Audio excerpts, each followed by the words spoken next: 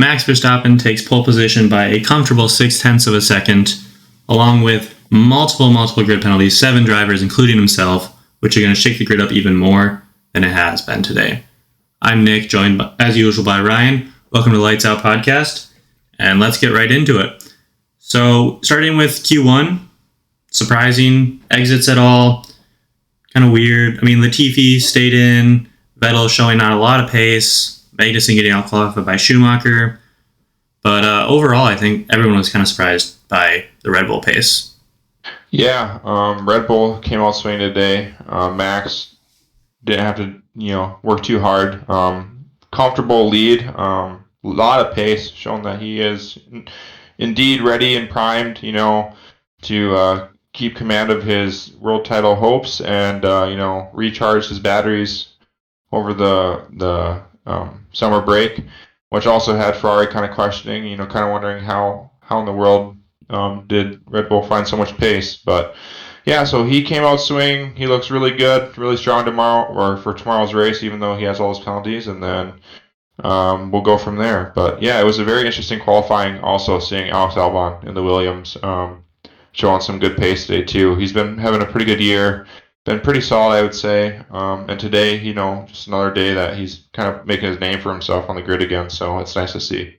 And Albon had an interesting run. It looks like they're going extremely low downforce with him, which, judging by, he's going to be starting 6th on the grid, I believe, tomorrow, which is going to be very interesting because with him having such low downforce, maybe drivers are going to struggle to overtake him. I mean, the Williams isn't a particular fast car, but he was setting purple sectors in both 1 and 3. Yep. So that'll be a driver to watch tomorrow. He's going to be fun. He's on set potentially for a decent haul of points, which Williams haven't scored in a good chunk of races. Yeah, it's been since maybe Miami, I want to say, somewhere around there. It's been quite a long time. He won the stretch of a couple races there where he scored P10, I think, like 1 or 2 times, and getting points for him, and it was looking like they were going to have a pretty decent season. Then Latifi obviously had that great run in Silverstone, and looked like just couldn't convert it to points. And today, even I think, right, he had a purple. Did he have a purple sector 1? He had, yes, in FP3. FP3, I think it was. Okay, in practice, yeah, but I mean, so he's still showing, flashes here and there. So I mean, Williams, maybe they're starting to turn it around over there. That'd be awesome to see them fighting towards the midfield a little more. And Latifi wasn't too far off pace today. Yeah, so he was only about 2/10 out from making Q2. Ended up 17th, so he beat a couple drivers. Overall, I think the midfield is actually very, very tight right now. Yeah, I would agree with that. Vettel, like even talking about Albon again quick here, but Vettel was out, by 2,000ths, right? 2,000ths of a second. Yep. Schumacher knocked him out. He's very competitive right now. Gasly's there. I mean, Gasly's looking like he's showing some okay pace. I know his season hasn't been going how he probably would like to, but and then Stroll and Schumacher. So I mean, they're all fighting there. They're all right there together. So and when you look at P11, which is Ricciardo in Q1, all the way down to P19. Just the final times, their Q1 times from 11 to 19, because Bottas didn't really do a real run, were within 0.4 of each other. So that whole half of the field is extremely, extremely close. Yeah. Along with some of the higher drivers, the Alpines and the Mercedes, which were surprisingly slow. Mm-hmm. They're all very close there too. So it'll be very interesting. I was surprised to see Mercedes not really. I guess they haven't really shown that they've had the fastest car this year. But I guess after all, what Total Wolff has been saying all summer break, how they're inching closer and closer and closer. I guess I kind of expect it. Maybe I'm the only one here, but I felt like the general feeling was that everyone was kind of expecting maybe Merck's about to okay, maybe they're going to show that they have a fast car now, or maybe they've tweaked some stuff here and there. So yeah, to see them not really back, towards the top again. I mean, they're still in the top half of the grid, but yeah, I guess I was just expecting them to maybe be P3, maybe somewhere around there. But with the penalties, I think they're starting P4 and P5, so they're still right there. But yeah, with Alonso in front, which will be interesting to see him pass. I found it interesting with Mercedes too. Is the new floor regulations, we didn't expect a big change, but Yeah. I think everyone is kind of expecting Mercedes to get a little bit closer, not farther. And especially after their Hungary race, where Hamilton could have potentially won that double podium again. They were looking quick on just pure pace alone. Yeah, exactly. It almost makes me wonder, though, if they're going to be a different team once the race starts. Mercedes has been struggling with tire temperatures this whole season. And it was quite cold out. So I'm guessing that probably played a part in their qualifying issues. It'll be very, very interesting to see how they go tomorrow. They might, if they can stick with Perez and Sainz, maybe they can compete for a podium. Yeah, I could see it. It's on the table. Yeah, definitely. I could see it happening. They'll have to see if they can get past Alonso too. We'll see. Alonso, I don't know. He's starting third, but I don't know if he really showed that he had a lot of pace today. I mean, obviously starting third, he had to have some, but he had a tow from Ocon too there. But I don't know. We'll see. Alonso's very good at defending, and we'll see how he does tomorrow. But yeah, if Mercedes can get past Alonso early in the race and just kind of work on inching up closer to Perez and Sainz, maybe even that would help them defend Max from getting into podium too. I guess even if there's those three up there fighting just for third place alone. But we'll see. Alonso's a wild card. I think Alonso could make or break races. I think if he can stick with those top guys and stick with the Mercedes and the Red Bull and Ferrari, that could get very interesting. Maybe he's on for a good scoring. But if he falls off that pace, but he keeps the Mercedes behind, he could seriously compromise both Mercedes drivers. But So it'll be interesting. It is a high overtaking track. It's known for its overtaking. It's produced great racing in the past. So it'll be exciting to see that.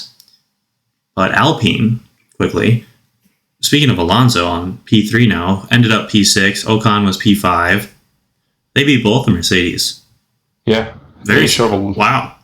Yeah, they showed a lot of pace today. Ocon looked really good today. It was the first time he's been to Q3 since, I can't remember what they said, for consecutive Q3s, I guess. I think the first time he's Q3 in Hungary, I think, and now here in Belgium. But I think that's the first time he's been there since Australia. He beat Hamilton by almost 0.4 in Q3.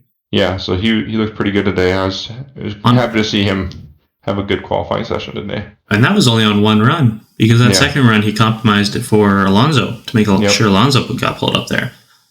So, I mean, granted, he's starting from the back too. He'll probably be, 17th now? 15, 16, 17, max? Yeah, I think he's Leclerc, there, Ocon. in that area. So he'll be an interesting one to watch him charge. Maybe if he can follow the top two through, he could. I don't know how close Verstappen and Leclerc are going to be. Some people have been saying that through practice and whatnot, maybe the Ferrari looks a little bit better comparatively over the long runs. Obviously, the Red Bull overall is basically faster on everywhere but parts of Sector 2, I believe. Yeah. So I could see a good battle with Leclerc and Verstappen if Verstappen doesn't pull ahead early on, which will make the traffic stuff interesting. Yes, we'll see. It's all going to depend on how fast Verstappen and Charles can make their way through the grid. This will be very interesting. I'm excited. It should be a good race tomorrow. Yep. Gasly, quickly, he qualified P12. Yep. But that'll shoot him up 4 places, so he'll be starting P8. He could potentially be scoring some points. Yeah, I thought he showed the pace today. I thought he could have qualified like P10 or so, but he didn't get it done. But I think tomorrow there's all to play for him. I think he could potentially get some good haul points there. So yeah, he was only about 1.5, 2/10 off from making Q3. He was close. Speaking of Gasly, rumors are starting to go around that he is in talks with the French team Alpine, which would give them an all-French lineup. Yeah, that'd be very interesting. One wouldn't think that he would be going there, and I think Helmut Marko a couple times too said that they're not going to change, and Gasly's staying here and there, or whatever. But things always change. So I mean, it'd be interesting, an all-French team, and the Frenchman going to the French team also. It's I feel like he'd be right at home there. So it'd be very interesting to see him in an Alpine car like that. Yep, and he does have an exit clause with AlphaTauri. to as long as he's going to a better team and he's offered the seat. But he has shown he has pace in the past. He's worked with the Renault powertrain back when Red Bull had it years ago. It'd be fun to see the two Frenchmen battle it out in the same car. That would be very fun. They're similar age, and they both have similar experience. I think it'd be very fun to see them. I think that could be a very good combo too, as well. And it'd be a very strong driver lineup for quite a while too. They're both relatively young, so they both won races it'd be too. A great move, and they both run races. So I think it would be a great lineup actually for LP. It'd kind of fix some of their drama that they got going on right now. But then that brings you to question like what about Ricardo? What about Schumacher? What about all these other drivers? But that's a whole nother conversation there. It's just and I think most of the those are mainly the big two, Schumacher and Ricardo, that don't have seats. Yeah. Everyone else, I think Alpine's kind of waiting on. Do we get Piastri? Do we not get Piastri? And if they don't get Piastri, or if they do get Piastri, maybe Schumacher sneaks into that McLaren seat. That would be interesting. That would be very interesting. That'd be super interesting to see that happen. We'll have to see. Because then either way, I don't know, like, then Ricardo really only has Haas or not. So we'll see. Yep. And Ricardo, Norris, McLaren, they didn't look particularly great today. No. I mean, there were times where they were up with the Alpines and the Mercedes, but at the end of the day, they finished up 10 and 11. I don't know how hard Norris is trying, just because he has great penalties. The penalties, yep. I would think he'd be trying, just because you'd want him to be above Albon for the race. Even with the tow, Ricardo couldn't get into Q3, both of them. Yeah, he's still a little bit off there at the end. I don't know. Well, I thought they were kind of turning it around. Maybe they still will. I mean, maybe they just had a bad qualifying session, but they've been kind of turning it around the last couple of races and into spring break here that we had, or summer break, sorry. And so we'll see what tomorrow brings for them, but I expect them to at least battle for some points. I think Daniel Ricciardo I think this could be a race where he should be able to get, at least P10 or P9, some points. And if that was the case, if both of them get double points, that'd be, I think, another successful weekend. So. Well, and Ricardo will be shot up there into the points, so he just has to maintain his positions. Yep, exactly. Which is, so if you can, it's going to be really interesting. I think we have both Aston Martin starting up towards the points. Yep. And we're going to have people obviously Max and Leclerc are going to charge through. Ocon's been showing pace. I'm sure he'll cut through. Norris might cut through. But those two, Norris and Ocon, that is going to be an interesting battle. Because obviously they're going to be fighting each other. But their cars don't have that significant pace that the Ferrari and Red Bull have. Yeah. So it'd be interesting. Maybe they charge through. We'll have to see how quickly they charge through. Yeah. It'd be interesting to see if they can get through the pack, and then if those two are, the last one standing in the midfield there, and see how they battle it out or what happens. So. And with how tight the midfield is, Max and Leclerc may struggle to get through the field, just because if cars in front are battling, they're going to have to kind of bide their time, work around. Strategy is going to be kind of important. Which Ferrari is back to their usual antics with Charles Leclerc. Yeah, it was rather wrong tires in Q3. Yeah, rather.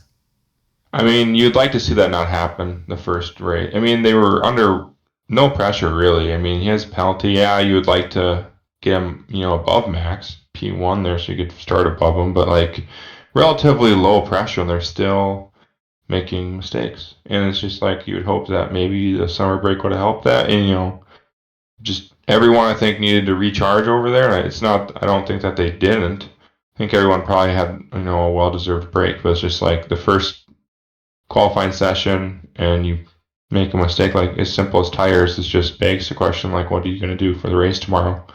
Hopefully they're making their mistakes now and not in the race. Yeah. But I mean, hopefully. To be honest, Leclerc's looked kind of off the pace a little bit all weekend, especially today. In practice, I mean, he's other than his run in Q2, which was identical basically in time to his Q3 run. He's a few tenths off Sainz, and he's way off Max. Yeah, he's super far. He's almost a second off Max right now, at 9 tenths to be exact, and then he's almost 3 tenths off Sainz, who Sainz has been consistent. He's been solid, I think, Yeah, he's been turning it up here this last couple races too. Leclerc's always been the better qualifier. Yeah. So to see him that far off Sainz in qualifying, it'll be interesting. I'm curious to see what's going on with Leclerc. I almost wonder if he's struggling with just the mental side of the mental. Yep, that's what I was gonna say. I can't help but wonder if he's just kind of not checked out, but kind of there. He's not gonna ever admit that. He's still gonna battle as hard as he can as a competitor. But I think just after how the first half of the season, I mean, that was a brutal first half of the year for Ferrari. It really was, and they're still second place. It's just it's really, again, we said it 1,000 times already, but it's just a season of what could have been, and it just never was. And I think that's hard to get over. As a driver, as a competitor, I don't think you can't just block that out. They say they do, and most of the time they probably do, but like after a first half like that, it's probably pretty tough to get ready to go again here. So maybe he'll turn things around here tomorrow and have a good result or a good race, but we'll see. Yeah. Well, and Ferrari's they gotta step up. They gotta keep producing because Mercedes is coming in close, and the whole position 2 through 6 in the championship is 32 points difference. Mm-hmm. So there's lots that can change still.